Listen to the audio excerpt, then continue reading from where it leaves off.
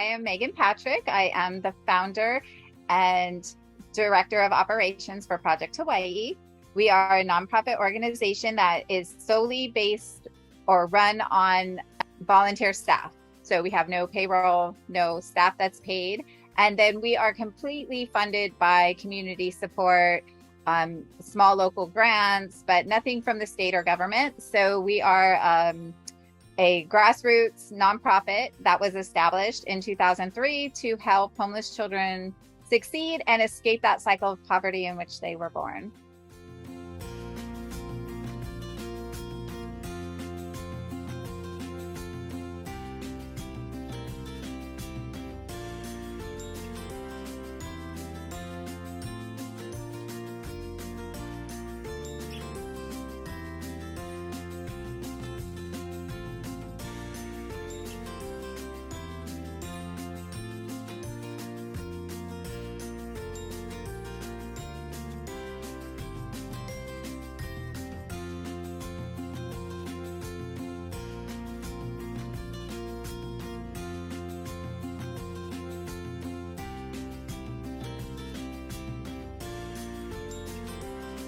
I have to go back to, yes, my childhood is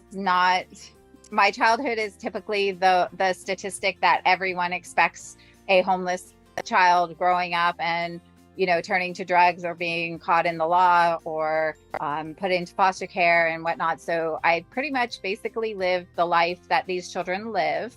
However, something happened when I was really young. And something clicked in my brain saying, this isn't right. There's got to be a solution. Something's wrong. It was just a burning inside of me that I didn't understand.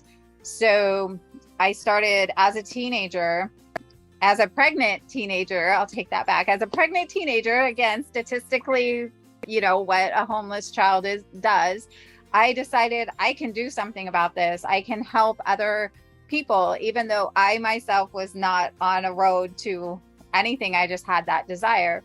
When I established, of course, everybody said, you're too young, you have no understanding, you have no education, you're not right for this. So I went to college, took business, took nonprofit management, I took social service. I was really a mess. I had taken psychology classes, social work, like everything, but not understanding, I don't know. I just didn't understand that system. So I just continued to work in the community and let people find me, people who wanted to make a difference in another person's life or in a child's life. And I continued through. When I moved to Hawaii and established here, I was actually watching a PBS documentary, and a wonderful Hawaiian woman said something that just touched my heart, and it made everything come together. She said, everyone is born with a purpose. And in Hawaiian, it's called your kuleana. It's what you're put on this earth to do. After over a decade of me feeling lost and broken and not being able to find my purpose, I stood up proud and said, it's my kuleana to do this. That's my answer. I was born to do this. As I healed mentally through all my childhood traumas and so forth, I realized that was just my training ground. To be a good warrior, you need to be trained. And from my past, it makes me a warrior that I succeeded, that I escaped. So now when I work with the kids and the moms and I can say I have been there. I understand. I'm able to know it works. The process works. You just have to, keep at it. You have to heal. You have to get the support you need, and you have to have the will to not want to remain homeless. So that's just kind of, how I am here today, 20 years on the island. So.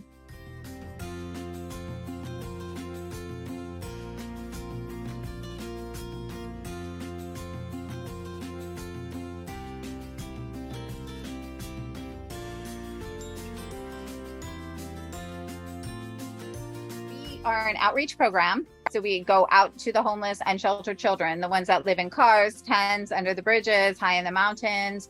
We are established here on Hawaii Island full island wide. So we have care team leaders is what they're called, that will go out and service the kids that are out there and participate with their activities. So each team leader has their own group of families that they work with.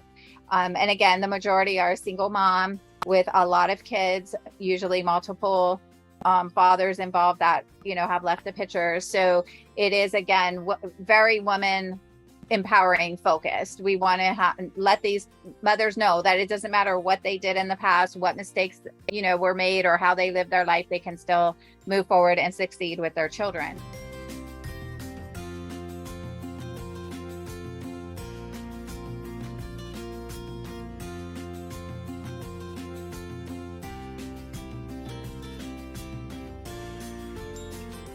We also opened on Oahu in 2008 and then on Maui in 2020. So our overall goal would be to be able to be statewide, but obviously Big Island is my home and where I started. So yeah.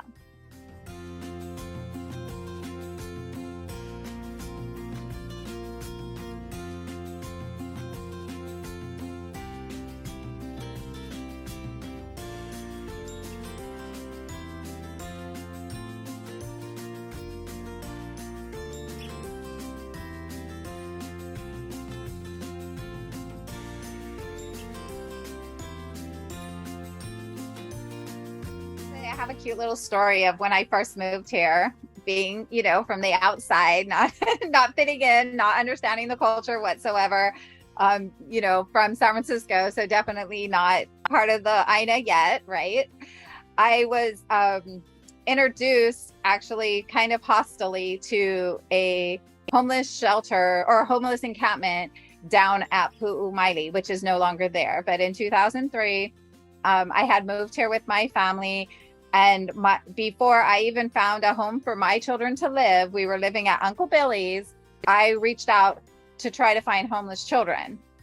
That's literally what I was born to do. I cannot stop. It's a sickness. No, but so I was told that there was an encampment with homeless children that lived down in Pu'umaili, but it was really dangerous to go and I should be careful.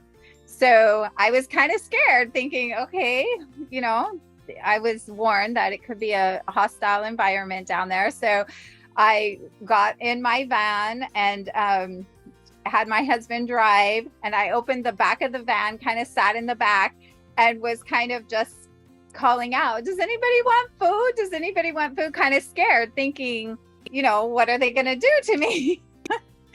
And the first time, kids would come running up out of the bushes or out of their tents and take the bags. And people did throw rocks at me, told me to go away. Men yelled, we don't need you. You're a haole, or, whatever they were yelling. And I thought, okay, I can do this. I'm from San Francisco. This is nothing. These are, little kids coming up to me. So I would go back every Saturday and I just fed them. I just brought food, hot food, and had a piece of paper and said, anything you need, put it on the paper, I will provide it. And they would put simple things like a pair of shoes or a sleeping bag or a tent or, just simple, really simple life things. And so I started that's how I started. And this one grumpy old grandpa man would always tell me, get away from us. We don't need you. And his granddaughter was having her 9th baby, being born any day. And I told him, I'm going to help that baby. And he said, no, you're not needed here, yelling at me, who knows what in Hawaiian. And I said, that's fine. I'm bringing all the baby shower things and I don't like boys. So I'm going to bring everything pink unless you let me help. And he says, as I'm walking down the path, he goes, it is a boy. You need to. So he let me in because I had to kind of just push my way in. And then that was kind of how that community said, okay, she's for real. She's here to help. And it doesn't matter if we want her or not, she's here to help. That encampment went through a lot of political changes over the next few years and was eventually deemed to be closed. And I don't know if anybody remembers or how far back you go, but I'm actually on the front page of the newspaper, locking hands with the kids, fighting the bulldozer with the late Billy Kanoe, trying to save their property there.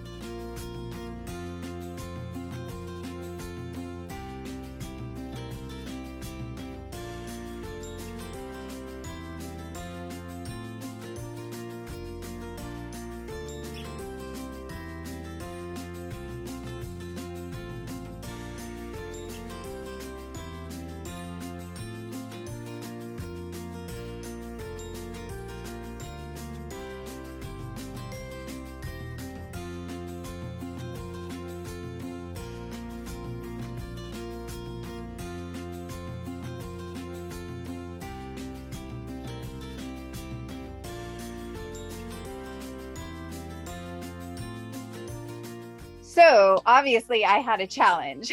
They were being evicted from property that they were born and raised on, and they had no places to go. So that's when the real transformation started. We were able to move, well, to this date, all of those families that were there are still housed. Their grandchildren are being born in houses. So all the children are, grown adults now and housed. And it's just kind of, that was my first real success, saying, yes, it can be done. It was a big community that needed just that extra help, And one of the stories from that, I know it's a long time ago, but I'll never forget her.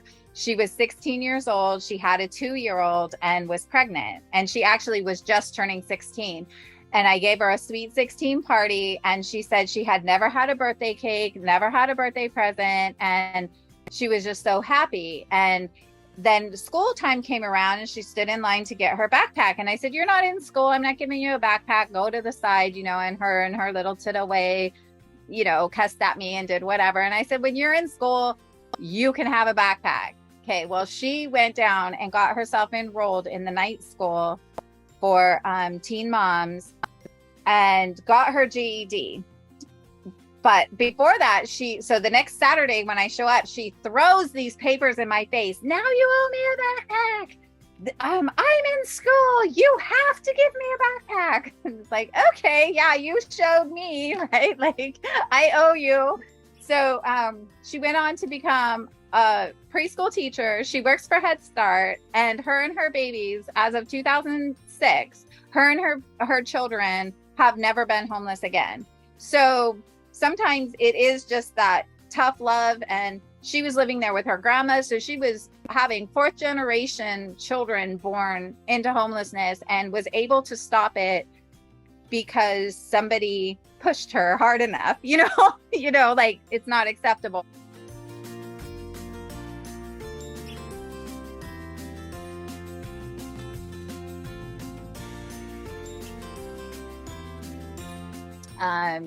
So those are kind of our examples of how we work. It's, case by case, but our goal is to have every single child we come into contact with graduate through high school and then go on to college or higher education.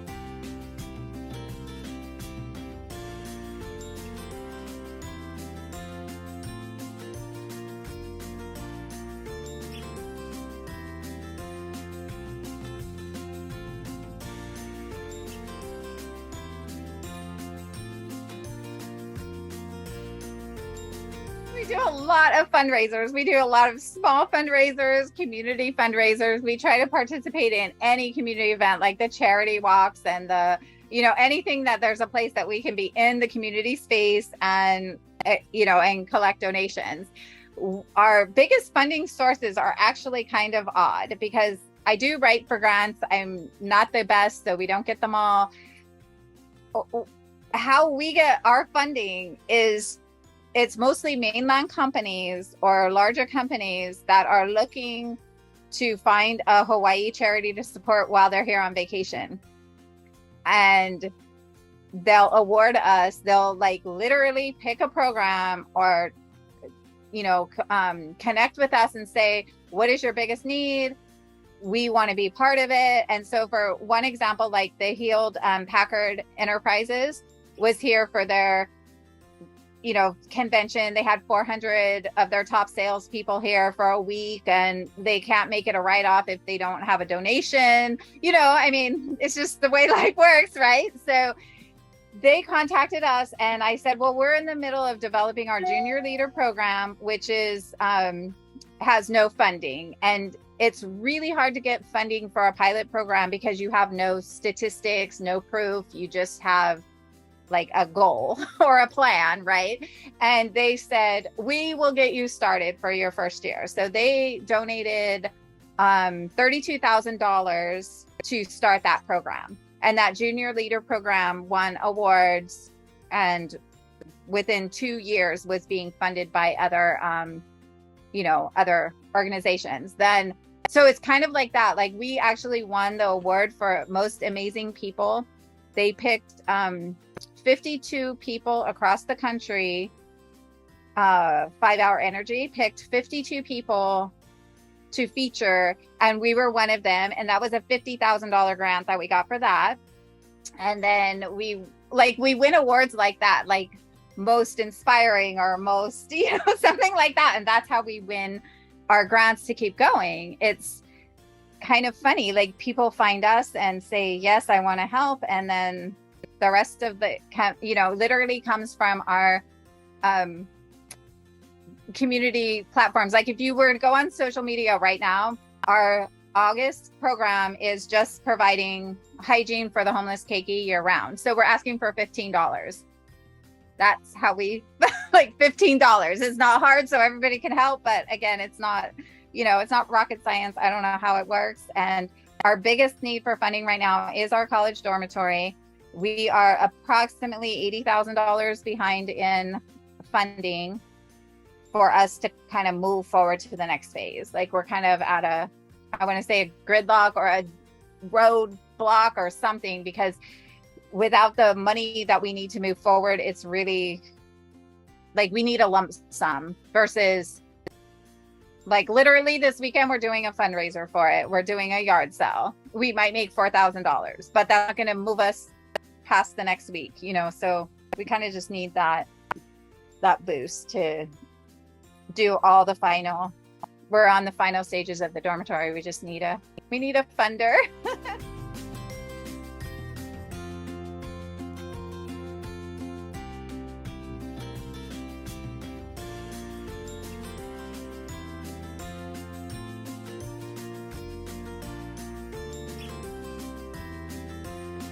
That's like for the rest of the materials that we need, and like the odd little things and appliances and beds, and we're not, I wouldn't say, I don't have a precise number because every week everything changes anyways, but that's with that kind of money we can move forward and then hopefully complete it.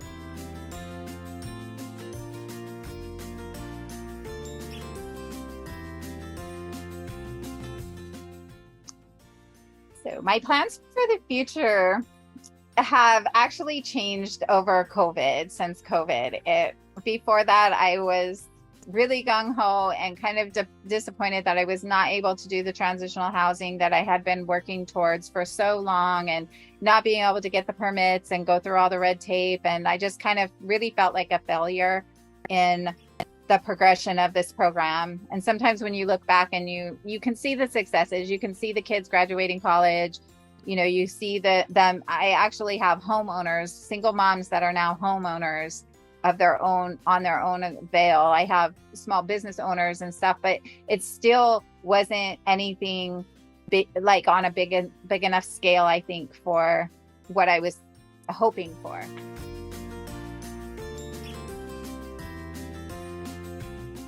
And then over COVID, I had a lot of time to think, more, because we were stuck at home and couldn't do as much. And I thought, if I were to leave a legacy, what would that legacy look like?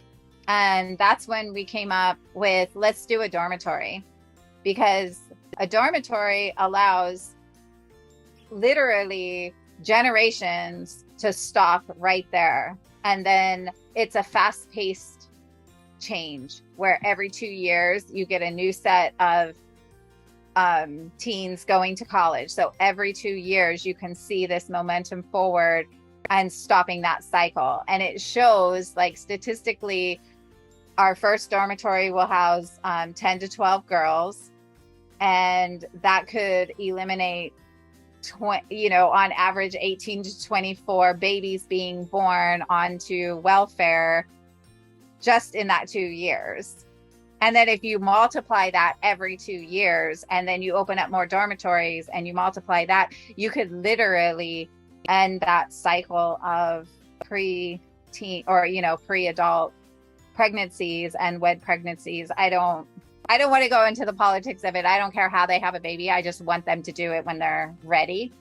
And so my future goal now is to have these dormitories established on every island that we have service, so that there is something somebody else can take over.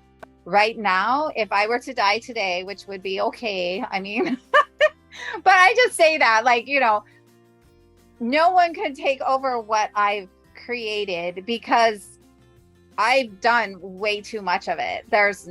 Yes, I have a team behind me, but when I die, they're going to eventually get tired. I do all the behind the scenes. I do all the prep work. I do all the marketing. I do everything that it takes to make this program successful. And then all my amazing team, because I'm not saying I do this alone. I have amazing people on every island. They come in and they're like, they'll do the workshop, or they'll do the parties, or, they'll organize the back to school or whatnot, but they're not doing Project Hawai'i. They're doing their amazing part in Project Hawai'i so that those programs can continue. But there's not one person that can take my place. And no one would want to. Like, they've all told me, I don't want your, your non-job. I don't want that. So I feel like if we get these dormitories going, that's something that anybody can take over. There will be a business plan. There will be funding. There will be a concrete, this is how you keep these programs running. And even if the other programs fizzle out, at least the teenagers will be able to succeed. I mean, realistically, I was always happy just dying and letting Project Hawai'i go, because that's my birthright, or my, legacy to do while I'm here. But the community now, to almost 20 years, has said, wait a minute, we don't want Project Hawai'i just to go, but there's no one there to do anything if I don't leave something organized and, tangible. A dormitory campus is tangible. It's something somebody can step in and take over. So that's kind of my goal now. I know I'll be here another 20, 30 years, but in the meantime, I could have lots of dormitories popping up everywhere. So.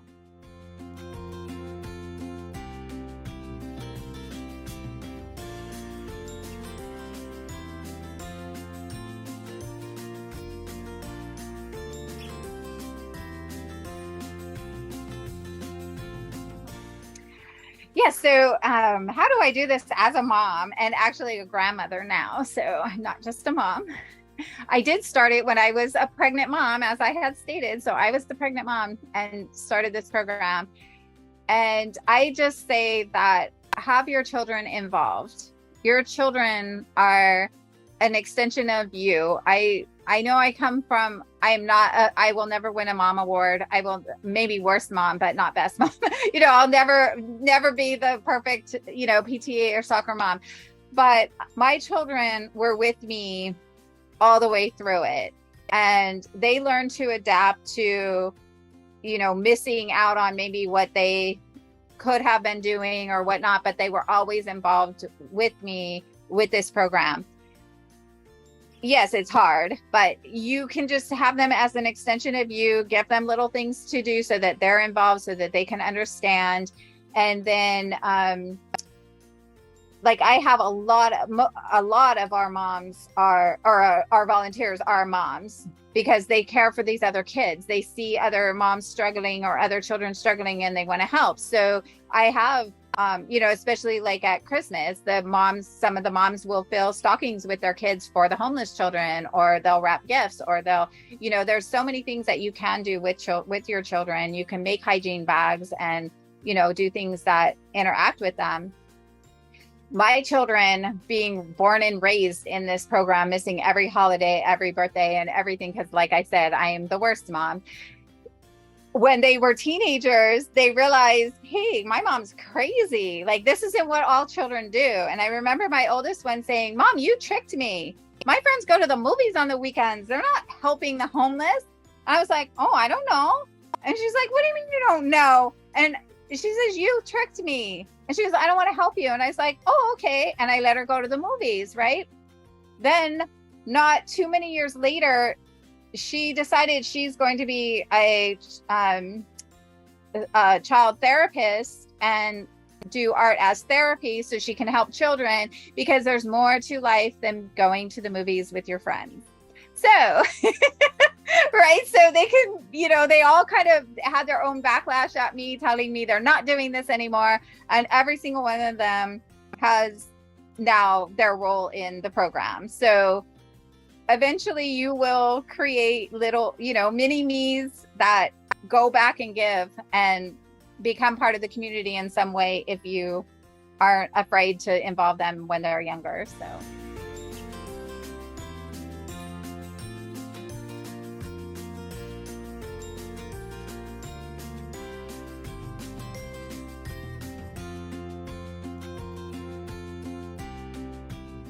Actually, a lot of our moms come from the First to Work program. So they do have kids, but they need that extra support. And it's a great way that they can bring their kids to the service as well, and also gain life skills that they need to get and to gain employment. And because of our partnership with Target, they'll employ them very quickly. So a lot of times I don't have too long, which is kind of sad too. Because I like having that support from the moms. So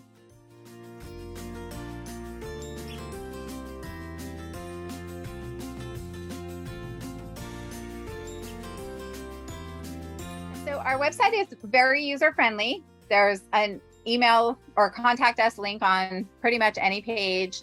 So whether you want to volunteer or donate, or you need services, you can always reach me through the email, through any of those email boxes. And although they go to different boxes, I'm still the one that reads them. So, and then we also obviously have a phone number, and you can text. I get a lot of people who are too shy or, kind of ashamed to call. You can text, and I will text you back and, get whatever service that you're in need of.